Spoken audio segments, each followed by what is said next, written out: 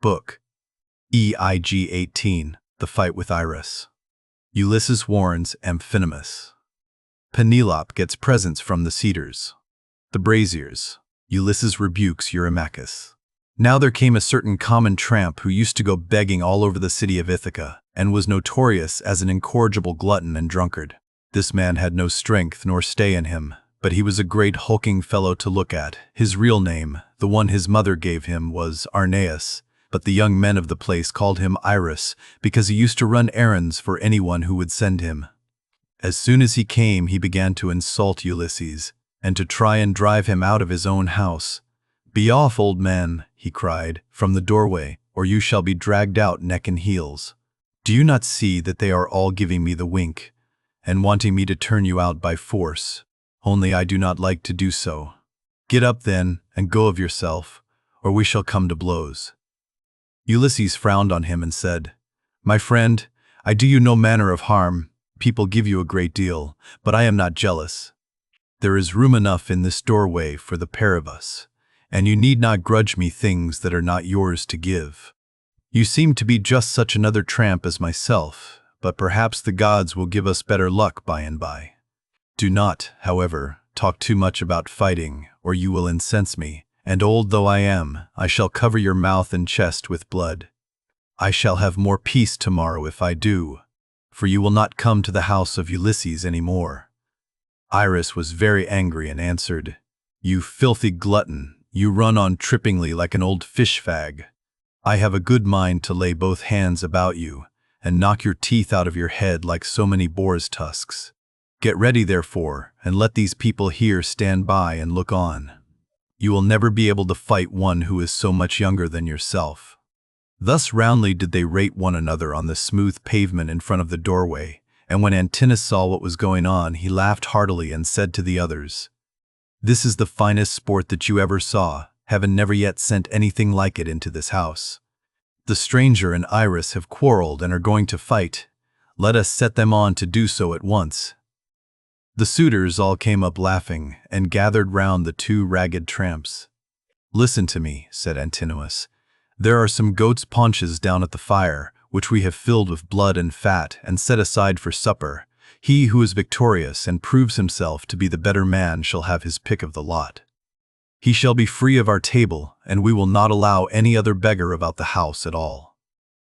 The others all agreed, but Ulysses, to throw them off the scent, said, "Sirs, an old man like myself, worn out with suffering, cannot hold his own against a young one, but my irrepressible belly urges me on, though I know it can only end in my getting a drubbing. You must swear, however, that none of you will give me a foul blow to favor IRUS and secure him the victory." They swore as he told them, and when they had completed their oath, Telemachus put in a word and said, "Stranger, if you have a mind to settle with this fellow, you need not be afraid of anyone here. Whoever strikes you will have to fight more than one. I am host, and the other chiefs, Antinous and Eurymachus, both of them men of understanding, are of the same mind as I am." Everyone assented, and Ulysses girded his old rags about his loins, thus baring his stalwart thighs, his broad chest and shoulders, and his mighty arms. But Minerva came up to him and made his limbs even stronger still. The suitors were beyond measure astonished, and one would turn towards his neighbor, saying, "The stranger has brought such a thigh out of his old rags that there will soon be nothing left of IRUS." IRUS began to be very uneasy as he heard them, but the servants girded him by force and brought him into the open part of the court, in such a fright that his limbs were all of a tremble. Antinous scolded him and said, "You swaggering bully, you ought never to have been born at all if you are afraid of such an old broken-down creature as this tramp is. I say, therefore, and it shall surely be, if he beats you and proves himself the better man, I shall pack you off on board ship to the mainland and send you to King Achaetus, who kills everyone that comes near him. He will cut off your nose and ears, and draw out your entrails for the dogs to eat." This frightened IRUS still more, but they brought him into the middle of the court, and the two men raised their hands to fight. Then Ulysses considered whether he should let drive so hard at him as to make an end of him then and there, or whether he should give him a lighter blow that should only knock him down. In the end he deemed it best to give the lighter blow for fear the Achaeans should begin to suspect who he was. Then they began to fight, and IRUS hit Ulysses on the right shoulder. But Ulysses gave IRUS a blow on the neck under the ear that broke in the bones of his skull, and the blood came gushing out of his mouth. He fell groaning in the dust, gnashing his teeth and kicking on the ground. But the suitors threw up their hands and nearly died of laughter as Ulysses caught hold of him by the foot and dragged him into the outer court as far as the gatehouse. There he propped him up against the wall and put his staff in his hands. "Sit here," said he, "and keep the dogs and pigs off. You are a pitiful creature, and if you try to make yourself king of the beggars any more, you shall fare still worse." Then he threw his dirty old wallet, all tattered and torn, over his shoulder with the cord by which it hung, and went back to sit down upon the threshold. But the suitors went within the cloisters, laughing and saluting him. "May Jove and all the other gods," said they, "grant you whatever you want for having put an end to the importunity of this insatiable tramp. We will take him over to the mainland presently, to King Achaetus, who kills everyone that comes near him." Ulysses hailed this as of good omen, and AMPHINOMUS set a great goat's paunch before him filled with blood and fat. AMPHINOMUS took 2 loaves out of the bread-basket and brought them to him, pledging him as he did so in a golden goblet of wine. "Good luck to you," he said, "father stranger. You are very badly off at present, but I hope you will have better times by and by." To this Ulysses answered, "AMPHINOMUS, you seem to be a man of good understanding, as indeed you may well be, seeing whose son you are. I have heard your father well spoken of. He is Nisus of Dulichium, a man both brave and wealthy. They tell me you are his son, and you appear to be a considerable person. Listen, therefore, and take heed to what I am saying. Man is the vainest of all creatures that have their being upon earth. As long as heaven vouchsafes him health and strength, he thinks that he shall come to no harm hereafter, and even when the blessed gods bring sorrow upon him, he bears it as he needs must, and makes the best of it, for God Almighty gives men their daily minds day by day. I know all about it, for I was a rich man once, and did much wrong in the stubbornness of my pride, and in the confidence that my father and my brothers would support me. Therefore, let a man fear God in all things always, and take the good that heaven may see fit to send him without vainglory. Consider the infamy of what these suitors are doing. See how they are wasting the estate, and doing dishonor to the wife of one who is certain to return some day, and that too, not long hence.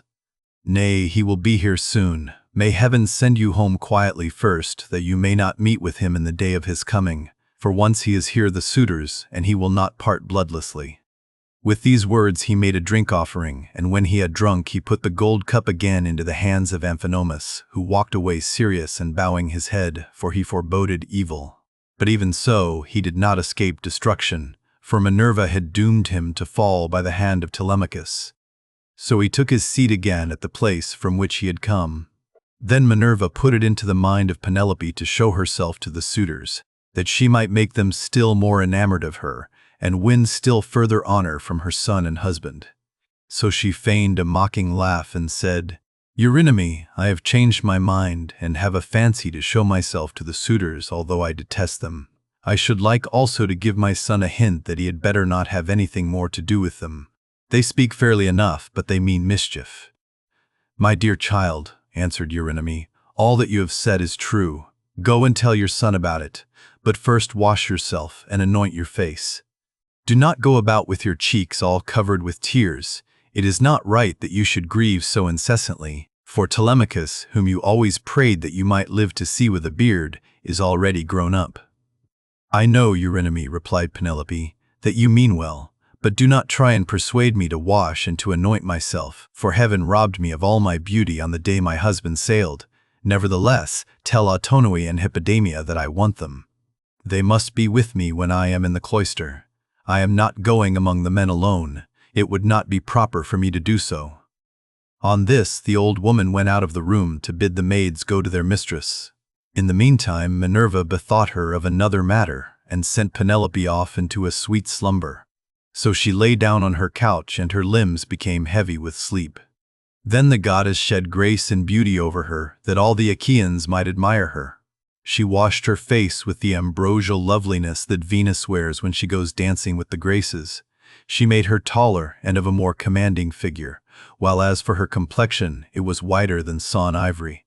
When Minerva had done all this, she went away, whereon the maids came in from the women's room and woke Penelope with the sound of their talking. "What an exquisitely delicious sleep I have been having," said she, as she passed her hands over her face, "in spite of all my misery. I wish Diana would let me die so sweetly now at this very moment, that I might no longer waste in despair for the loss of my dear husband, who possessed every kind of good quality and was the most distinguished man among the Achaeans." With these words she came down from her upper room, not alone but attended by 2 of her maidens, and when she reached the suitors she stood by one of the bearing posts supporting the roof of the cloister, holding a veil before her face and with a staid maidservant on either side of her. As they beheld her, the suitors were so overpowered and became so desperately enamored of her, that each one prayed he might win her for his own bedfellow. "Telemachus," said she, addressing her son, "I fear you are no longer so discreet and well conducted as you used to be. When you were younger you had a greater sense of propriety. Now, however, that you are grown up, though a stranger to look at you would take you for the son of a well-to-do father as far as size and good looks go, your conduct is by no means what it should be. What is all this disturbance that has been going on, and how came you to allow a stranger to be so disgracefully ill-treated?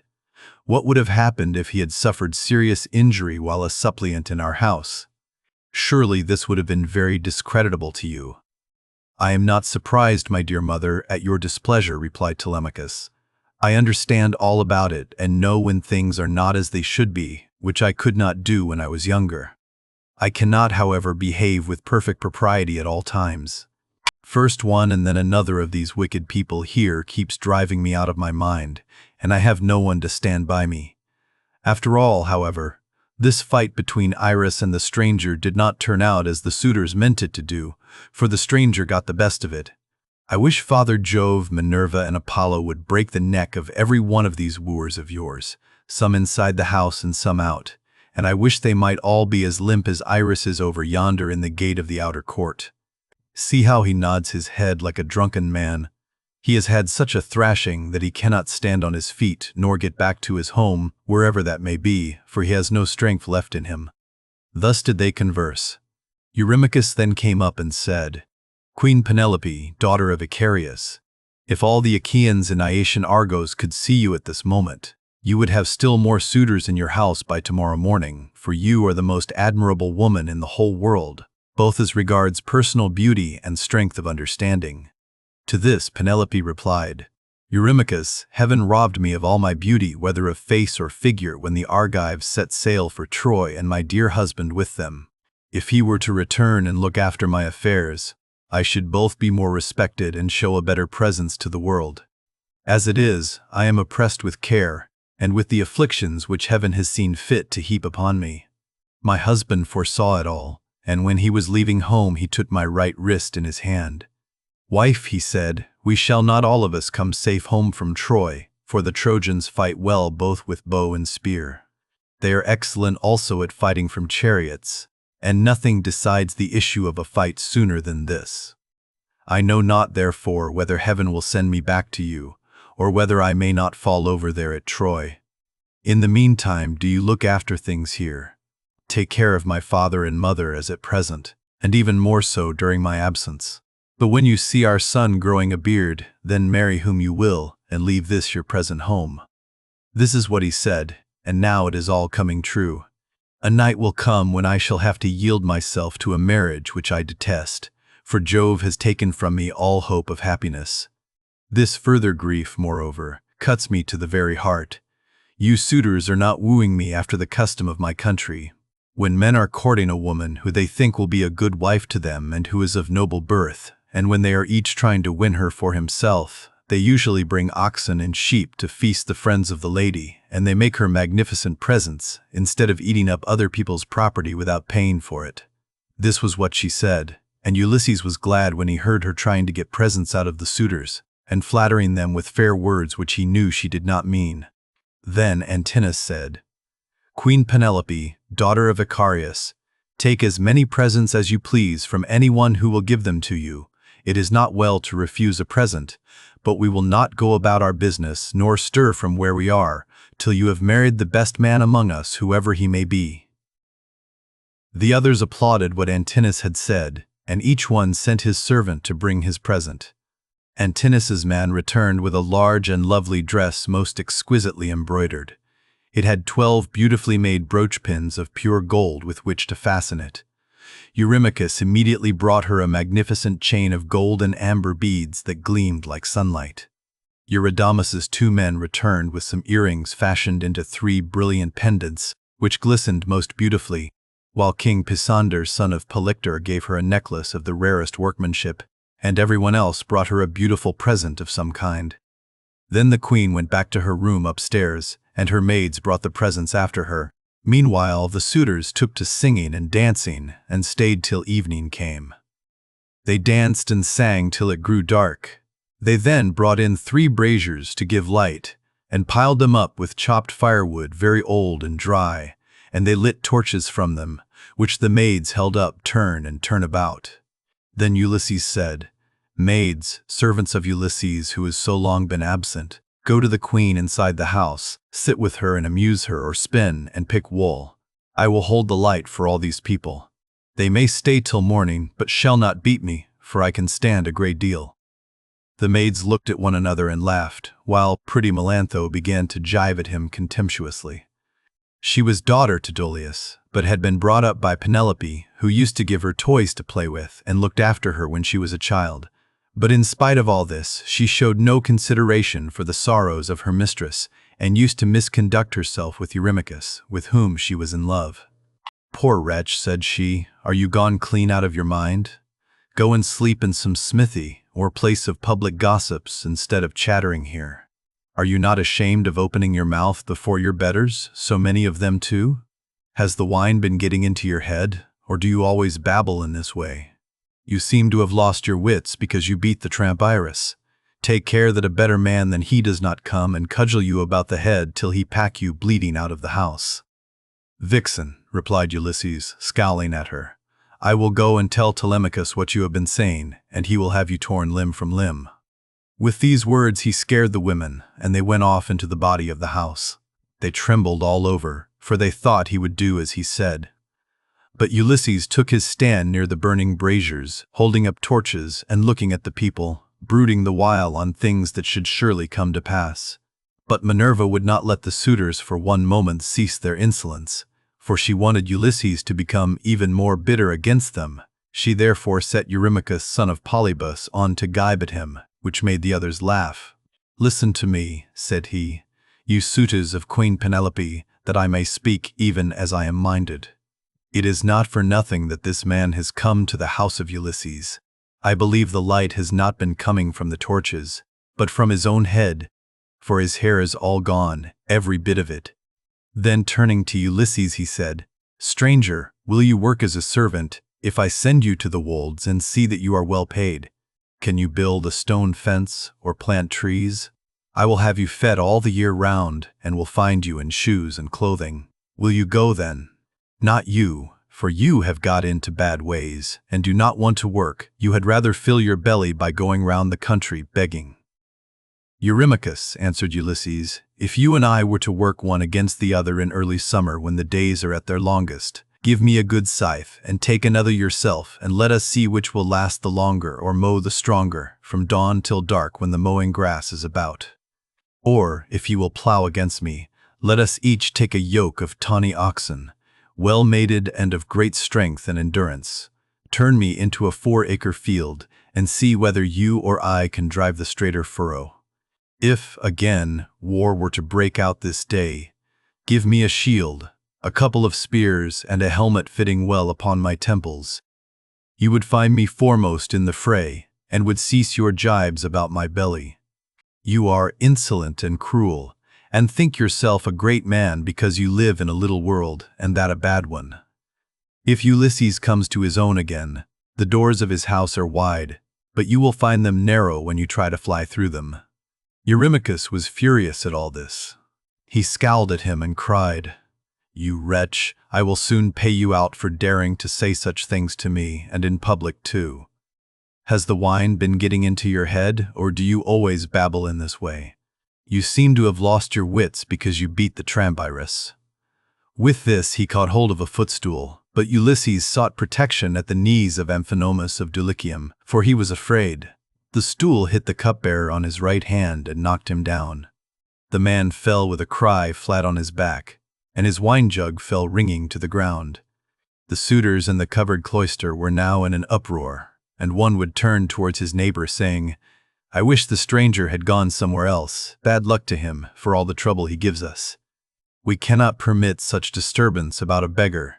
If such ill counsels are to prevail, we shall have no more pleasure at our banquet." On this, Telemachus came forward and said, "Sirs, are you mad? Can you not carry your meat and your liquor decently? Some evil spirit has possessed you. I do not wish to drive any of you away, but you have had your suppers, and the sooner you all go home to bed the better." The suitors bit their lips and marveled at the boldness of his speech, but Amphinomus, the son of Nisus, who was son to Aridaeus, said, "Do not let us take offense, it is reasonable, so let us make no answer. Neither let us do violence to the stranger, nor to any of Ulysses' servants. Let the cupbearer go round with the drink offerings, that we may make them, and go home to our rest. As for the stranger, let us leave Telemachus to deal with him, for it is to his house that he has come." Thus did he speak, and his saying pleased them well. So Mulius of Dulichium, servant to Amphinomus, mixed them a bowl of wine and water and handed it round to each of them man by man, whereon they made their drink offerings to the blessed gods. Then, when they had made their drink offerings and had drunk each one as he was minded, they took their several ways, each of them to his own abode.